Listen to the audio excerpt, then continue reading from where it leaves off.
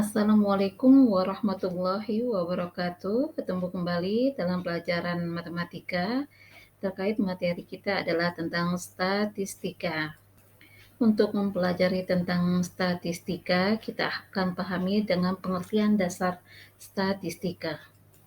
Jadi data itu adalah kumpulan keterangan-keterangan dari suatu kejadian atau objek baik yang berupa angka, simbol, atau sifat sebelum mengambil keputusan. Sedang datum adalah masing-masing keterangan. Dengan kata lain, data itu adalah bentuk jamak dari datum. Berdasarkan jenis data, dikelompokkan menjadi dua, yaitu data kuantitatif dan data kualitatif. Apa yang dimaksud dengan data kuantitatif dan data kualitatif? Mari kita pahami bersama berdasarkan pengertiannya. Data kuantitatif apabila data dikumpulkan berupa bilangan atau angka, diperoleh dengan cara menghitung atau mengukur. Contohnya nilai ulangan matematika. Data kualitatif adalah apabila data yang bukan merupakan bilangan, tetapi berupa sifat-sifat atau gambaran kualitas dari suatu objek. Misalnya, data bidang studi favorit siswa. Baiklah, kita lanjutkan kembali. Jadi, dari kumpulan keterangan-keterangan berupa angka atau bilangan, ada ukuran-ukuran yang mewakili data tersebut. Ukuran ini yang disebut dengan statistik. Sedangkan ilmu yang mempelajari cara atau metode pengumpulan data, penyajian data, pengolahan data, sampai dengan penarikan kesimpulan disebut dengan statistika. Marilah kita lanjutkan dengan pengertian populasi dan sampel. Misalkan, ingin diketahui pendapat pelajar SMK di Lampung mengenai keinginan melanjutkan pendidikan ke perguruan tinggi, bekerja, atau mengikuti kursus. Untuk itu dilakukan jejak pendapat dengan pelajar SMK yang berdomisili di Lampung. Dalam masalah ini disebut populasi. Namun, dalam pelaksanaannya, cukup diambil beberapa siswa SMK yang mewakili. Beberapa siswa SMK yang mewakili dalam jejak pendapat sini disebut sebagai sampel. Pada intinya, populasi adalah keseluruhan objek penelitian yang ditetapkan oleh peneliti. Kemudian kalau sampel adalah sebagian yang diambil dari keseluruhan objek penelitian dan dianggap mewakili gambaran yang benar terhadap populasi. Marilah kita lanjutkan dalam penyajian data. Penyajian data di sini ada penyajian data dalam bentuk tabel atau daftar. Seperti yang tersaji di sini adalah contoh daftar tabel terkait lulusan SMK yang melanjutkan ke perguruan tinggi. Selanjutnya ada penyajian data dalam bentuk diagram atau grafik. Contohnya diagram batang, diagram garis, diagram lingkaran, diagram batang daun, diagram kotak garis, histogram, polikron frekuensi, serta ogif. Kita lihat penyajian dalam bentuk diagram atau grafik. Sini terlihat penyajian dalam bentuk diagram atau grafik, contohnya diagram batang. Kemudian ada lagi contohnya diagram garis. Kemudian ada diagram lingkaran. Selanjutnya kita akan membuat penyajian data dalam bentuk histogram dan polikon frekuensi. Berdasarkan pengertiannya, histogram itu merupakan penyajian data apabila data yang dikelompokkan dalam kategori atau kelas-kelas yang ditampilkan dalam sebaran frekuensi atau tabel distribusi frekuensi. Hal yang harus dilakukan adalah membuat tabel distribusi frekuensi, yaitu sebagai berikut. Pertama, harus menentukan jangkauan data, kita simbolkan dengan huruf J. Untuk J sendiri diperoleh dari menghitung data maksimum dikurangi data minimum. Kemudian dilanjutkan dengan menentukan banyaknya kelas interval. Kita simbolkan dengan huruf K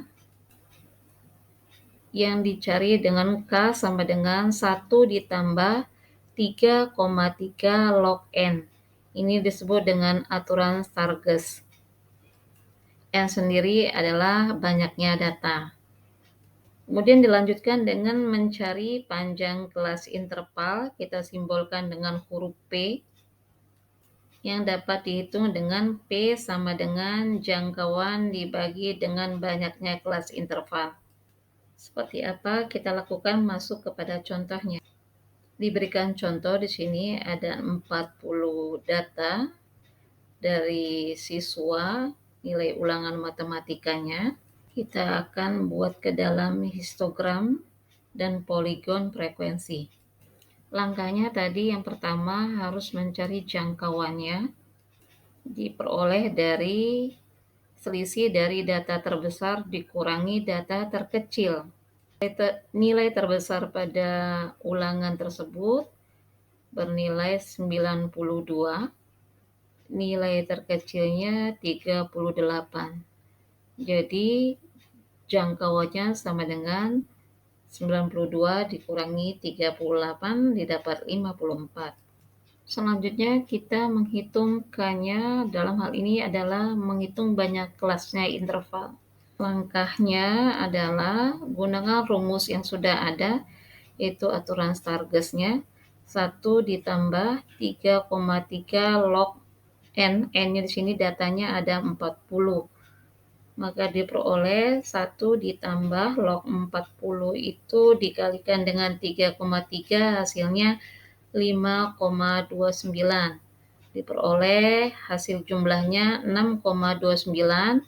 Kita bulatkan ke atas sehingga banyaknya kelas interval dibuat menjadi 7. Selanjutnya panjang kelas interval. Itu diperoleh dari jangkauan dibagi dengan banyaknya kelas interval. Jadi didapat 54 dibagi 7, didapat 7,7, kita bulatkan menjadi 8. Jadi data terbagi dalam kelas 38,45, 46 sampai 53, 54 sampai 61, 62 sampai 69, 70 sampai 77, 78 sampai 85, 86 sampai dengan 93. Kalau kita lihat ternyata di sini memang memuat 7 kelas sesuai yang kita inginkan. Untuk membagi kelas, dimulai dari data terkecil, yaitu 38, dan panjang kelas yang harus diperhatikan, kita sudah dapat panjangnya tadi adalah 8.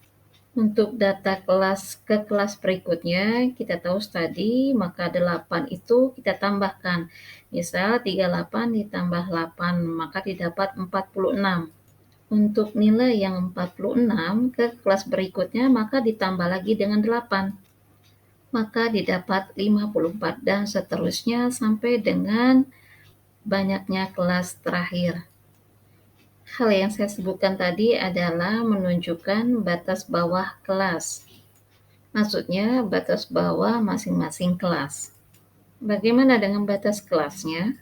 Misal kita ambil batas kelas atasnya untuk kelas yang pertama, data pertama, yaitu 45.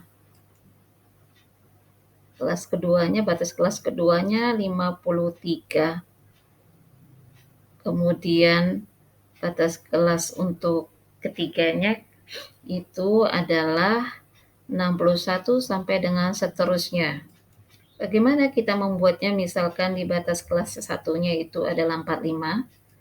Kita tahu bahwasanya batas bawah pada kelas keduanya itu adalah 46, maka batas atasnya maksimalnya adalah 45. Bagaimana untuk batas atas kelas kedua? Mengapa dapat 53? Karena kita tahu batas bawah kelas ketiga itu 54. Begitu seterusnya. Yang kalau kita selisihkan antara batas kelas 2 dengan kelas 1 itu didapat nilainya adalah panjangnya, yaitu 8. Misal 46 kurang 38 itu dapatnya 8. Atau misalkan batas kelas ketiga, yaitu batas bawahnya 54 dikurangi batas bawah kelas kedua, 54 dikurangi 46, itu juga 8. Atau kita ambil misalkan batas atas kelas kedua, yaitu 53 dikurangi batas atas kelas ke-1, itu 45. Jadi 53 dikurang 45 juga didapat 8. Selanjutnya kita tuangkan ke dalam tabel distribusi frekuensi. Jadi data yang dibuat ke dalam kelas-kelas tersebut kita buat ke dalam daftar tabel yang menunjukkan nilai, kemudian nilai tengah, dan frekuensi. Misal data kelas yang pertama 38 sampai dengan 45 untuk nilainya. Nilai tengahnya 41,5. Dari mana 41,5? Diperoleh dari batas bawah ditambah batas atas dibagi 2, yaitu 38 ditambah 45 dibagi 2 diperoleh 41,5. Untuk frekuensinya tinggal dihitung nilai yang menunjukkan 38 sampai 45, maka diperoleh frekuensinya adalah 2. Selanjutnya, untuk mengetahui tepi bawah kelas, dirumuskan adalah batas bawah dikurangi 0,5. Tepi bawah kelas data tersebut adalah misal batas bawah kelas pertama itu 38. Maka tepi bawah kelasnya adalah 38 dikurangi 0,5. Didapat 37,5. Dan seterusnya sampai dengan batas kelas yang terakhir. Kemudian untuk tepi atas kelas ini diperoleh dengan rumus batas atas ditambah 0,5. Misal kita ambil untuk kelas yang pertama batas atasnya adalah 45. Maka untuk tepi atas kelasnya yaitu diperoleh dari 45 ditambah 0,5. Maka diperoleh 45,5 sampai dengan batas atas kelas yang pertama, kita cari tepi atas kelasnya. Dari data yang sudah kita dapat, kita akan buat ke dalam diagram histogram dan poligon frekuensi. Dari tepi bawah kelas dan tepi atas kelas masing-masing kelas, kita buat ke dalam diagram histogram frekuensi dengan memperhatikan masing-masing frekuensi yang ada. Seperti terlihat di gambar ini. Kita ambil misalkan untuk kelas yang pertama, tepi bawah kelasnya kita dapatkan 37,5, tepi atasnya 45,5. Dengan nilai frekuensinya didapat 2. Misal kita ambil untuk kelas yang kedua, itu batas bawahnya 45,5, batas atasnya 53,5. Untuk frekuensinya dihitung di antara nilai ini adalah 8. Jadilah histogram atau diagram batang di sini. Dan apabila kita hubungkan setiap tengah sisi persegi panjang yang didapat pada histogram dihubungkan dengan garis lurus, maka akan berbentuk poligon frekuensi. Kita lanjutkan dengan diagram yang terkait dengan diagram Ogive. Dari tabel distribusi frekuensi yang didapat, dibuat tabel distribusi frekuensi kumulatif kurang dari atau lebih dari. Perhatikan kembali tabel distribusi frekuensi sebelumnya. Kolom-kolom yang kita buat berisikan nilai, kemudian nilai tepi atas, frekuensi kumulatif kurang dari, kemudian nilai tepi bawah kelas, frekuensi kumulatif lebih dari. Kita ambil misalkan nilai di antara 38 sampai 45. Nilai tepi atasnya adalah kurang dari sama dengan 45,5. Frekuensi kumulatif kurang darinya adalah 2. Nilai tepi bawah kelasnya adalah lebih dari sama dengan 37,5. Frekuensi kumulatif lebih darinya adalah 40. Jadi untuk tepi atasnya kita beri tanda kurang dari sama dengan semuanya. Untuk tepi bawahnya kita beri tanda di sini lebih dari sama dengan semuanya. Kembali kita kepada nilai di antara 46 sampai 53, maka nilai tepi atas kelasnya kurang dari sama dengan 53,5. Frekuensi kumulatif dari di sini adalah 10. Mengapa 10? Kita tahu di antara nilai 46 sampai 53 itu nilai frekuensinya 8, karena kumulatif dengan kelas nilai dari 38 sampai 45 itu adalah 2, maka 2 ditambah 8, frekuensi kumulatifnya menjadi 10. Untuk frekuensi kumulatif lebih darinya karena sudah berkurang, kita tahu di nilai 38 sampai 45 itu nilai frekuensinya adalah kumulatifnya adalah 2, maka di nilai 46 sampai 53 maka frekuensi kumulatifnya berkurang di situ menjadi 38. Misal kita ambil lagi nilai 54 sampai 61. Nilai tepi atasnya di sini kurang dari sama dengan 61,5.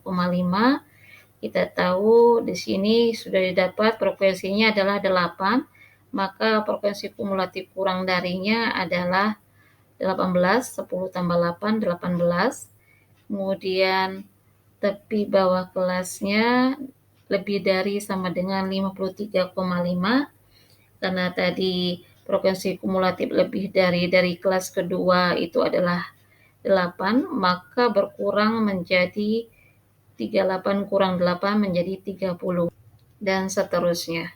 Sehingga diperoleh data frekuensi kumulatif kurang dari dan frekuensi kumulatif lebih dari yang sudah digabungkan dengan nilai tepi atas kelas dan nilai tepi bawah kelas. Kita buat ogibnya. Jika setiap tepi kelas atas dipasangkan dengan frekuensi kumulatif kurang dari dan akan menghasilkan titik koordinat sebagai berikut. 45,5 dengan frekuensinya adalah 2 sampai dengan 93,5 dengan frekuensinya adalah 40. Jika titik tersebut dihubungkan dengan kurva mulus, maka akan menghasilkan ogib positif. Selanjutnya,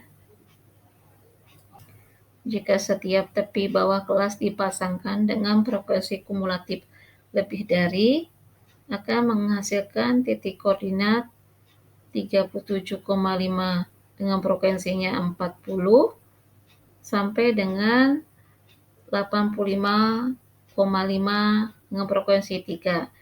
Jika titik tersebut dihubungkan dengan kurva mulus, maka akan menghasilkan ogif negatif, seperti terlihat di gambar ini.